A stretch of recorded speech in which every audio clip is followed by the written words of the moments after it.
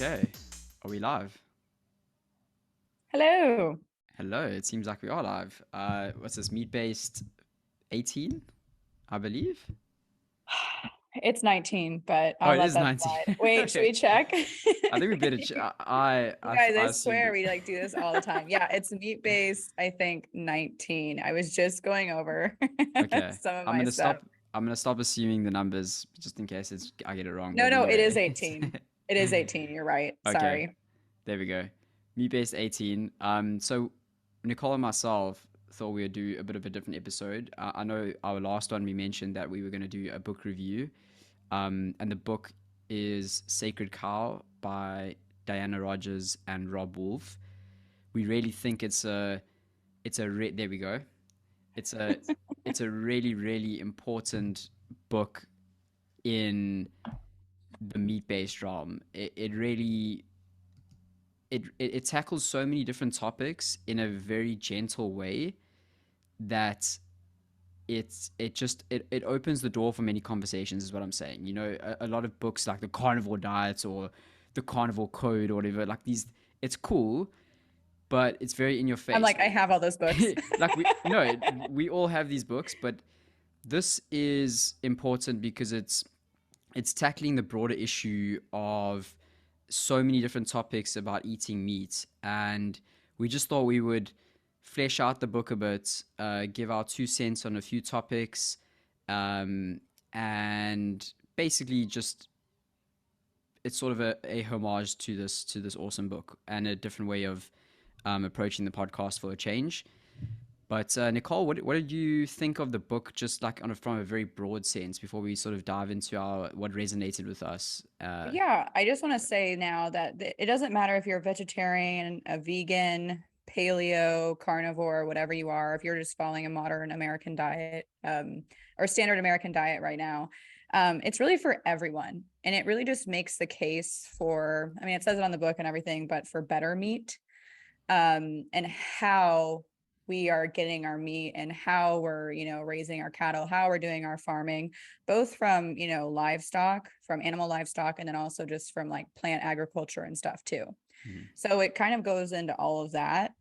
And I think it's a great book just because, again, like they're not saying like you can't be vegan. They're not saying you can't eat how you want to eat, but they just want people to understand that there's issues in our agricultural systems for both plants and animals. And hey, these are like, this is how we want to solve them. And they really want to throw out real numbers. As you guys know, there is so much propaganda right now around saying, hey, let's get rid of meat altogether.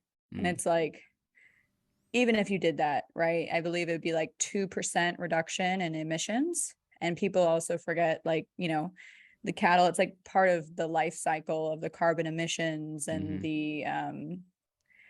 the cycle with the soil and everything. So it's just, there's a lot of, I want to say, what is it, like greenwashing, but there's Yeah, like a lot of propaganda yeah. around going vegan, and it's not actually sustainable to not have animals and just live off plants, which is Mm. mostly monocrops. And there's a lot of money and there's a lot of, you know, things behind the scenes where it's not going to be as good for you, especially Y- with nutrients deficiencies and stuff.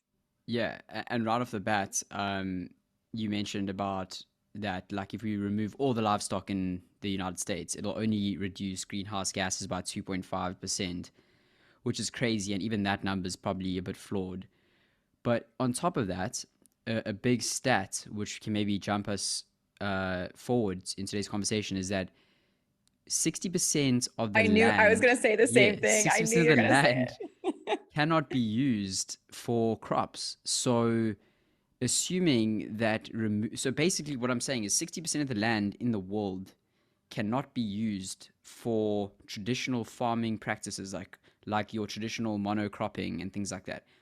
So if you remove all the livestock, what is going to happen to that land? Is it just going to fertilize itself? No, it's going to perish. You need Mhm.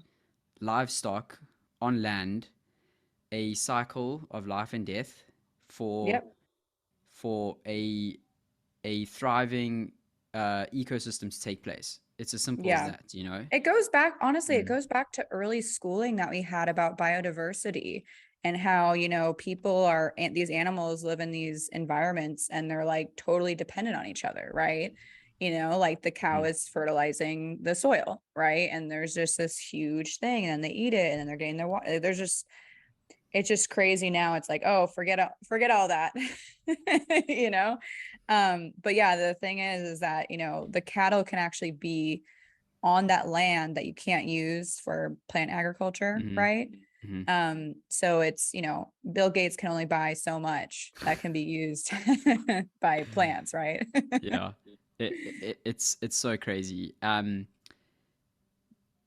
speaking of cattle, so obviously they provide so much. It's just very little goes to waste in the traditional agriculture space, is what I'm seeing. Like especially with beef production, or the whole animal is used. The entire animal is used, and there's often a sort of misconception, especially in our community and especially the rising inflation prices and things like that, that no, you have to only buy the best and organic and again the organ meats and the organ supplements. And if you're not hmm buying grass fed, grass finished, then you're wasting your time. And we've spoken about this plenty in the podcast, but I think a nice quote here that I've got in front of me that sort of confirmed our thoughts about this. So they wrote here, perhaps most glaring, although grass-fed meat may be superior from a sustainability perspective, current research indicates that it is only marginally different from conventionally raised meat when it comes to health and nutrients. So basically, study after study has shown that in terms of health, it's not going to do you much better to buy grass fed, grass finished. And I think we actually touched on this in our last podcast, so it's very recent. Yeah, But that's why I think I wanted to bring it up is because there is there's strong science behind that. It's not bullshit. There's strong science behind it, and like we said in our previous episode, is that if you could afford it, cool. Like support local, buy grass fed, grass finished. But if you can't, I kind of think your health matters more, than what's the alternative? We said this 100 times. What's the alternative? You're gonna go buy yeah, some bread now instead of meat? No, yeah. just buy the cheapest meats if that's if that's what you can afford. Buy the cheapest meats if that's what you can afford. It's as easy as that. Totally. It's like Yeah. you rather eat the meat than not eat at all. And that's like 100%. That's why I don't like shame people. I feel like we've talked about this, but I feel like it's Mm, elitist to say that mm, you should only buy regenerative meat. Like there's people in third world countries, which, like, again, like it's probably better quality meat. They're probably not factory farming their, yeah, beef or that's the whatever. irony. But yeah, that's the irony of it. But Yeah. all I'm saying is that, if you can get the meat, because really what it comes down to is, what you're talking about is the nutrients, right? It's like the most nutrient dense food you can eat. In vegetarians and vegans, the most common deficiencies in nutrients that they see is zinc, Mhm, vitamin B6, vitamin B12, vitamin D3, magnesium, and then like the omega 3s, fatty mhm, acids.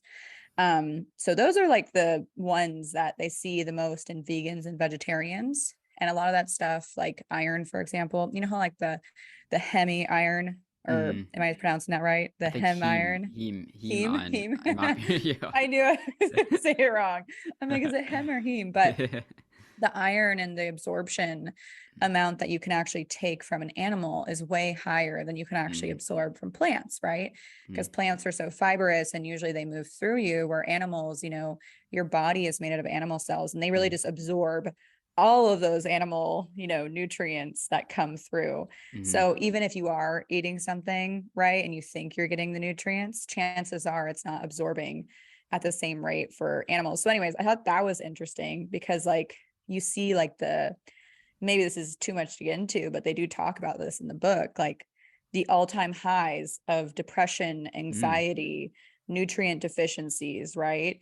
mhm. um and you just think like, I know you're going to bring this up, but our meat consumption is also at an all-time low. Yeah. So you have like meat consumption at all-time low, and then all these deficiencies, these mental illnesses, this depression, like I'm seeing like for the first time, like kids, like, having anxiety, like when I Mm, was growing up, and you're probably the same way, like I never was anxious. I never had a thought about being like sad or feeling like not good. We were just outside playing and like mm. eating what we ate. And I just think that's so, I don't know if you have a thought on that. I know you do. Well, yeah, I was gonna say that's actually pretty synchronous because over here, so here's the quote from the book. So since 1970, our intake, oh no, yeah, since Yeah. 1970, our intake of beef has actually declined from 2.7 ounces per person per day to 1.8 per day, and our poultry intake has more than doubled, and that's indicative. I mean, if you walk in the if you chicken is seen, we've spoken about this as well, is the chicken is seen as this clean alternative. Like, Yeah. why? It's a weak bird. Don't I mean, I like a good chicken every now and again if it's on a barbecue or braai, but in general it's just don't.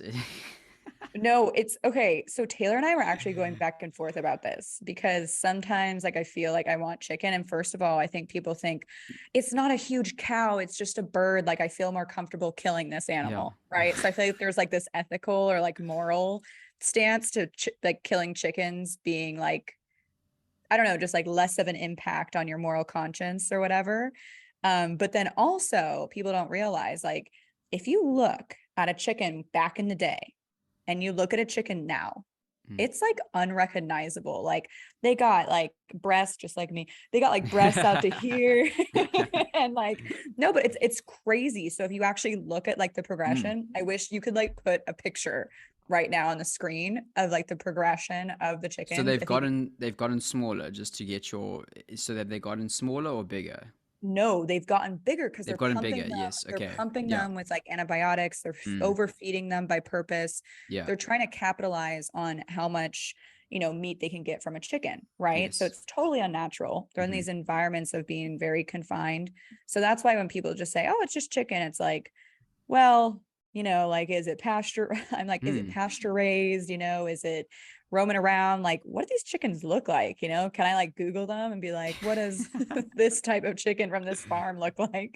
But it would be crazy if you could show, because there is a progression picture I've seen recently where it's like a 1960s chicken, I just like need to looking see chill that. and normal. And then you like get to like now, and it's just like Mm. unrecognizable. It's Mm. like a cyborg chicken or It's something. kind of like the photos of like bananas or bananas. Yes. Yes. It's quite. It's really. It's I scary. was I was walking. I was in Jumbo yesterday. Good old Jumbo here in Netherlands, Grocery and store for people that don't know, by the grocery way. store, and oh my gosh, the bananas, They're like huge. the ecological, biological bananas were about this big for like I'm using my face as like sort of a scale. The Yeah. normal bananas, just an average banana, was like that big. How on earth is an organic banana bigger Yeah. than? Please explain that to me. I don't know. I give up on that. It's called genetically modified engineering, right? Like it's literally like it's like, do you think those are good? Like, okay, here's the thing. If you eat that genetically modified banana, right? Because essentially that's what it is Yeah. today. Do you think that it's like more harm than good versus if you, and it's organic, or do you think that eating the chicken today Mm. that's not pasture raised, that's like, which one, like, are they both pretty bad for you, or do you think it's kind of like I would argue chicken's probably. worse? I, I don't want to say worse. Actually, I actually don't know, to be honest. Yeah. I prefer animal-based products anyway, so I think I'd No, always I go to the know, I chicken. know. But what's interesting about what you just said, so I I'm I've included a little bit of fruit in my diet in the evening. So the other day I bought some bananas as a change, and I find I'm doing okay with them to have them like for dessert. When I Yeah. say them, I mean like one banana. But the crazy thing is, I looked on MyFitnessPal. One organic banana is about 29 grams of carbs. If you think about it, a Coca-Cola is 27 grams of carbs from sugars. So not that I'm saying, do you know what I'm saying? I'm not Sugar saying is sugar. I know sugar, what you're saying. but it is it's a lot of carbs from a so-called healthy thing that Hmm. some people have for breakfast. Listen, I'm having one banana at the end of a hard day, and I've trained and I've moved around and I've done a lot of stuff, but some people are having it for breakfast with oats and Oh, my yeah. dad, every day for the last 20, 30 years, I cannot even tell you. I've had to send him stuff, but he eats a bowl of Cheerios because they're heart healthy Oh my with gosh. reduced fat milk and banana Oh my every gosh. single day. And Yeah. like I literally have had to send him like Monsanto articles and stuff. And again, like the thing is that Yeah. you can eat banana if you want, right? Like Josh, Mm, like you'll do what you want. But like at the end of the day, like, would you eat the banana to get what you need? Like if you had to choose between one thing for a meal, are you gonna eat like 6 ounces of chicken or are mm, you gonna eat a banana? I'm probably gonna eat the chicken, mm. Yeah. because I'm actually gonna get some nutrients, even if they're Yeah. cyborg chickens that are like totally like, pumped full of stuff. I'm probably gonna feel better like if I had to go a day just eating chicken Mm, versus if I had to go a day just eating a mm, banana, because you're just going mm. to burn through. And then my dad always crashes in the morning and he's Yeah. like, oh, I feel like crap right around, I have to eat something. And it's like, well, yeah, you just ate like glyphosate Cheerios and a banana. Like Yeah. you just crash anyway. But I do think it's pretty interesting that like all those things go up and Mm, our like when our meat consumption goes down. yeah. And you Like touch it would not be good to get rid of the world of meat. It no, could uh, not be good. absolutely not. And speaking of that, so you touched on teenagers and depression and things like that. I think that's a super, And super, kids. and kids, super, super important topic. So interesting. This is also a quote from the book. So we are acutely concerned with the growing number of teenagers we see going vegan because they think it's cool. So I'm not going to read the entire quote. It's a long quote, Yeah.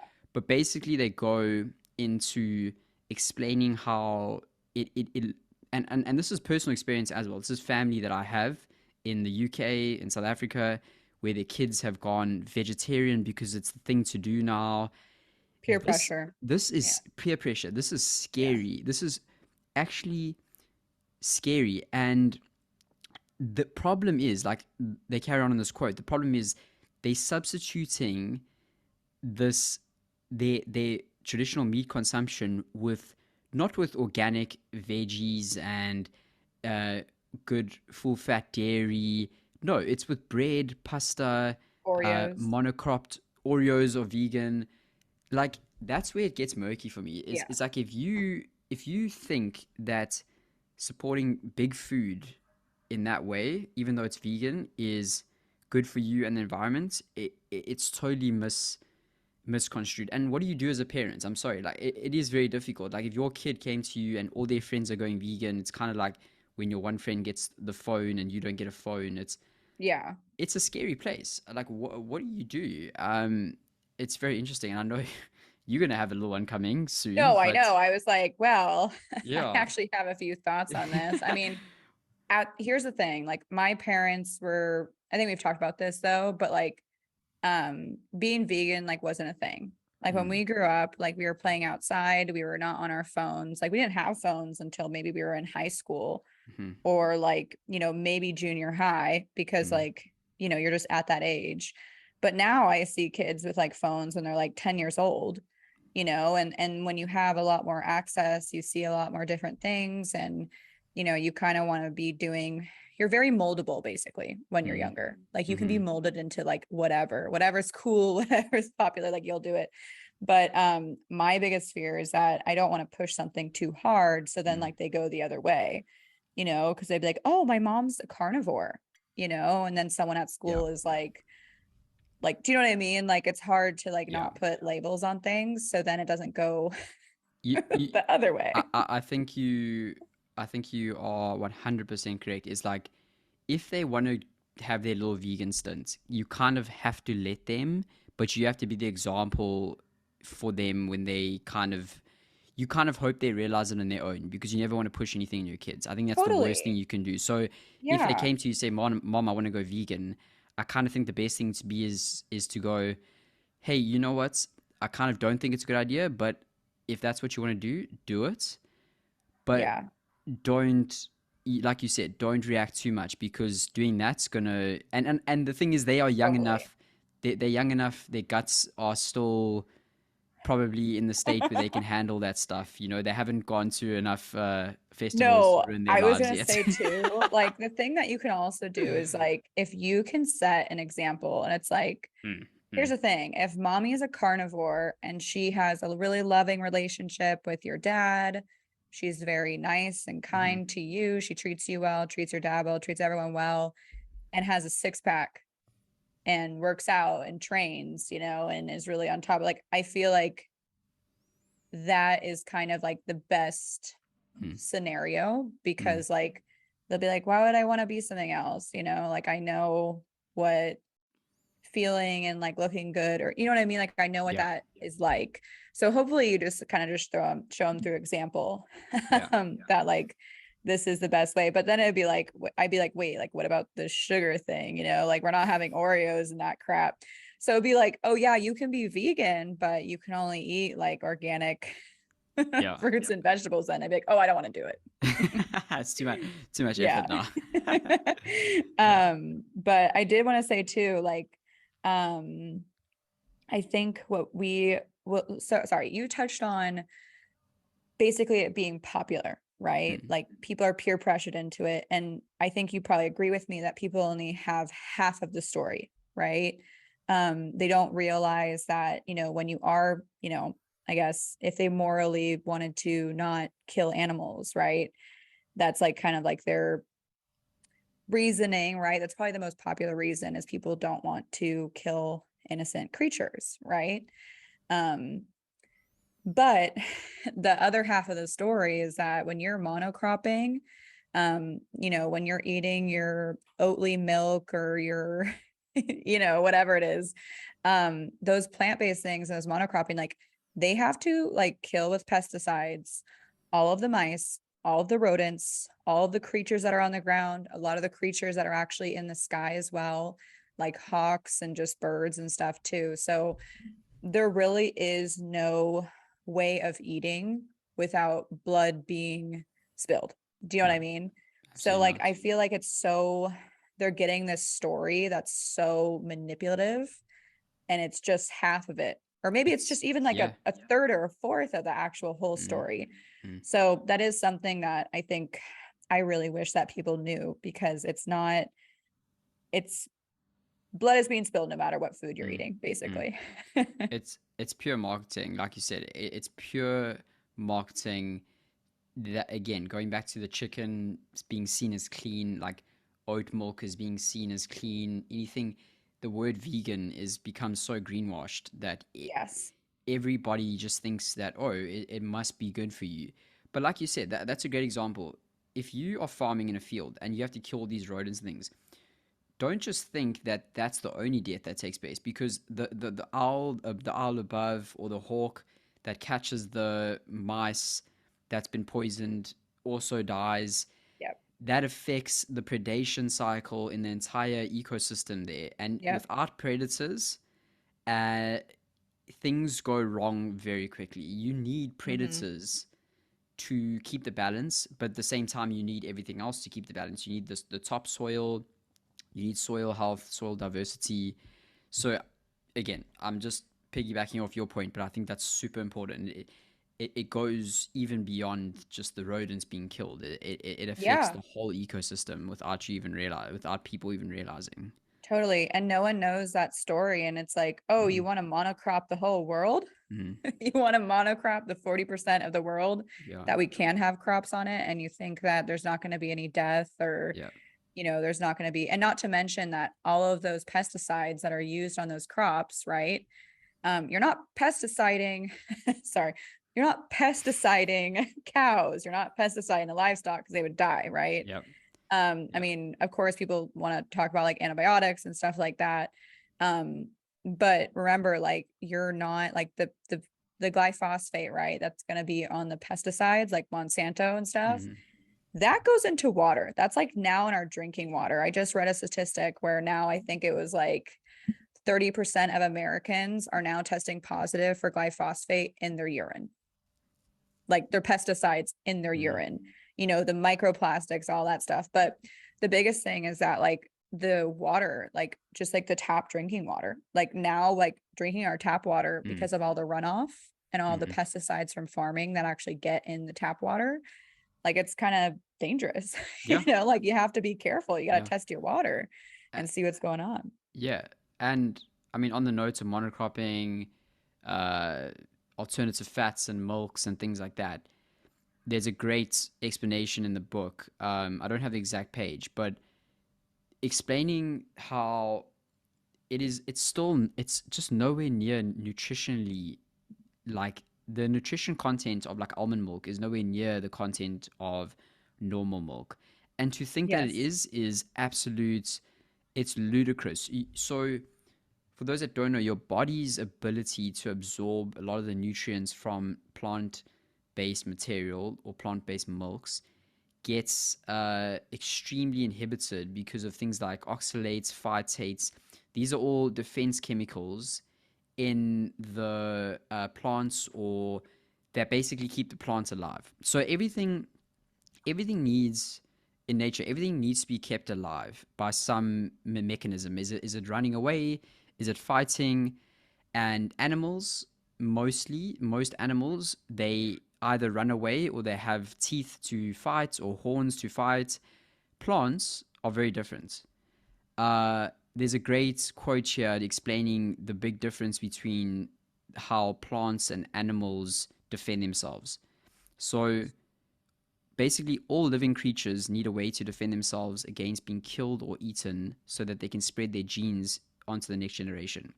Unlike animals, plants are unable to run away. They need another way to protect themselves from insects and other animals that consume them. Therefore, they created other types of defenses in order to attempt to produce offspring.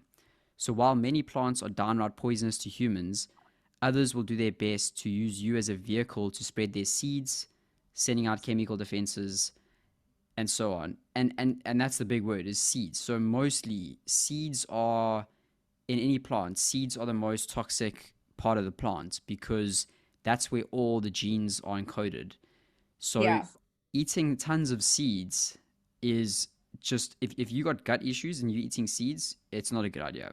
So like, is that like sunflower seeds? Yep. Like what, I mean, is that like stuff that's on a bagel, like Yep. the poppy seeds? Yeah. Well, I'm there's like, poppy seeds? poppy seeds, heroin. Um, You mean something where they can grow a plant from it, basically. yeah. Like if you Any planted it and it a- would any seed. Nuts are a seed. nuts as well. Yeah. So nuts have got some of the highest content of Yes. anti nutrients. So you're eating nuts, you might be thinking, "Hey, I'm getting a bunch of protein. I'm vegetarian. I have to get my protein somehow." But these nuts have uh, chemicals that are bound to the nutrients themselves that prevent you from absorbing them. It's not bullshit. It's science. It's not propaganda. This is just something. This is just evolution taking Yes. place. I mean, if something would allow you to eat it without there being an advantageous situation to itself for reproduction, then it would die. Because Yeah. how can it reproduce if you're just eating everything? It wouldn't be Yeah. able to. I would argue that probably beef is so remember like the almonds that you can eat today, like we Mm, had to cultivate those for like centuries to get them to the point where they wouldn't kill you. yeah. So like if you back in the day saw almonds that are like in the wild or whatever, right? Like which wouldn't happen because they would look completely different. But anyways, like you would die from eating those, right? Yeah. Like they would have those that are super just like poisonous and you You wouldn't be would able to have to process ferment them. them. You would have to, like they do. I mean, Something. you would have Yeah, to soak them for hours on end before you can eat them. And that's a totally. tedious process. Like, it just, in my mind, But it's what like, I'm saying is yeah, that the sign, like the yes. concept behind there is that like if you're a plant, you literally have to defend yourself from the chemicals from like Mm, the makeup inside of you, right? mm. The only thing that I can think of that hasn't been modified over like thousands of years is cattle, Yeah. right? Like I've seen it with the chicken. I've seen it with, well, all fruits and vegetables, right? Because they've been genetically modified to be bigger and brighter and better and different, right? I mean, like the chicken, I feel like chicken and pig, I think you could probably say that those are, like those have definitely been like upped, but for the most part, cows. Mm. If we're talking about just like the cows that graze, not in a factory farm, like those have not changed. Do you know what I mean? Like they haven't really changed. Like humans don't do anything to that. And I think it's wild. And I think it's just so beautiful that there's like cows. It's Like sacred. they, It's sacred. It yes, like they've really been is. It's like around. Yes, they've been around for 100%. centuries and we haven't had to do anything to them. Like it's the most pure form of food, Yeah. you know? So I just think it's just wild. Cause then you're like, oh, like those 4% emissions from cows, right? Which you could argue is like part of the carbon cycling that goes back into the soil and then, comes back into the grass or whatever, and then is synthesized into the atmosphere. But, So wait, if you, I want to touch on that for a second okay. before we, because that is crucial. So we sort of briefly touched on it, but Yeah. essentially the misconception is that methane from cows causes the same or if not worse damage to the atmosphere than fossil fuels. And let me just start by saying that is just completely overblown. It Yeah. doesn't work like that. Cows do not emit pollutions. Their methane gets sequestered in the natural carbon cycle that's been happening for millennia. And there is great graphics in the book. And if you want to follow Dianna Rogers, her Instagram handle is at Sustainable Dish. We'll put in the link. We'll put in the show notes and everything. She has great graphics showing the carbon cycle of cows, and it is not the same as fossil fuels. Fossil fuels get added to the atmosphere. Cattle emissions and methane gets recycled and upcycled.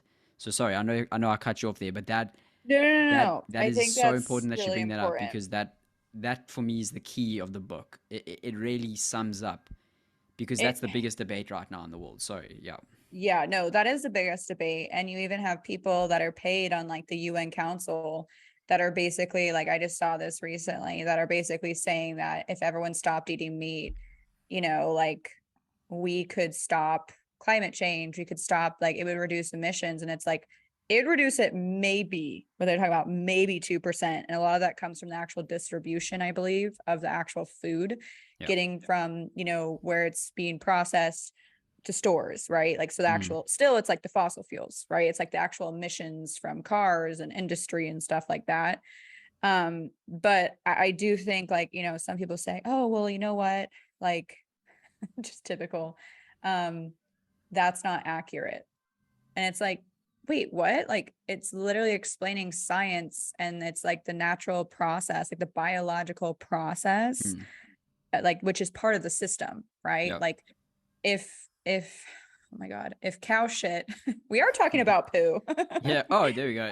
We've done Here it. we go. If cow shit actually was like responsible for all like the methane, right? Like if just, I guess, animal shit, Mm. right? Like there's a lot more animals. Isn't there like a lot more animals than humans in the world? Like Yeah. we would be in big trouble. Mm. So like to single out one creature, just a cow, single out Mm. one creature, to me, just like that argument, because I think of all the animals in the world where I'm like, oh, so cows are just somehow an issue. Like Mm. everywhere else, deer, everything like that doesn't matter, but it's the cows. That like doesn't, like, in my head, I'm just like using critical thinking. I'm like, that Yeah. doesn't really make sense to me, because you're only saying that like cow shit is an issue. And like, I don't know, it's pretty crazy to me, but there is the carbon. So what we were talking about, right? So like when a cow poops, right? Or I guess you could also talk about like when it's belched, when they belch. When they poop, there is the carbon sequestration that happens. So what they say is, with the help of grazing animals, carbon is taken from the air by plants and pumped into the soil, providing energy for soil microbes to build humus and store carbon. Hmm. So like there's the new soil that actually comes from the poop that's then like regenerative, like just into the soil, Yeah. and is then like healthy soil is actually holding more water because of the animal poop that is like put into it, Yeah. basically. So there's like this So whole underground. literally regenerative Yeah. farming practices literally recycle carbon, and actually Yes. it actually you get carbon credits. Basically your farm should get credits for for being a Yeah. farm, because you are sequestering carbon, which is pretty phenomenal if you think about it. It's and what I like is like it's we're not saying that factory farming is at all good or the answer, but it but again, the point is that neither is just renunciation, neither is just removing this sacred Yeah. animal, because they are actually part of the solution, um, which I think is it's so important to think about. Yeah, Yeah. They're part of like the natural. It's the easiest thing is like they're part of the natural cycle. yeah, And also, like, this goes back to like the tie-in saying like that cattle is a problem. It's like, so we have the lowest amount of meat consumption since the 1970s, but we have an increase in the amount of emissions and everything. hmm, It's like, why are we blaming a cow when the, use of that cow or the consumption of that cow has consistently gone down more and hmm, more? hmm, So like to me too, like it's like one's going down yeah, and one's going up. Okay, this is probably not causing this, right? Like I'm just going to say that now. Like that's probably not the it's just so crazy that like critical thinking, this greenwashing and this like meat is bad, cows are bad, like this is a problem, livestock's a problem. It's like, hmm, but we're eating less than we ever have and it's still going up. So we probably need to look at all the cars we have. We probably need to look at the industry. Like we need to look at those other things. hmm, yeah. Um, so I just thought But that was interesting as well. again, it was a great book. Yeah. I highly recommend anyone who's remotely interested in regenerative farming or starting a meat based diet or whatever. Even if you're vegan, I think it actually got rated number one as a vegan book for a while on Amazon after Yes. they went on Joe Rogan's podcast, Yeah. which is amazing. Yeah. And I just think we need more people. We need more books like this, because it explains things in a very non-biased way. And again, highly recommend the read. Yeah. And just so you guys know, we just went over some really basic things that are covered in here. There's so many topics Mm. that we couldn't cover all in like an hour. Yeah. But just know that basically I think they just go into every single myth, every single basically every single thing that's been said about meat, whether it's true or not, like they dive into it. Mm. I think that's so important because we're talking about, hey, like we want better meat, right? Like we want that regenerative. We want people to know that, like grass-fed cows, just cows in general, like they're not as bad as you think, but we Yeah. really want people to know that there's a right way to farm. There's a right way to, raise cattle. Yeah. And I think that covers it for a good amount. But yeah, so Sacred Cow, go get it. It's a Go get great it. book. And don't forget to like, subscribe, comment. It goes a long way. And we will catch you in the next episode. Yes. Bye. Cheers.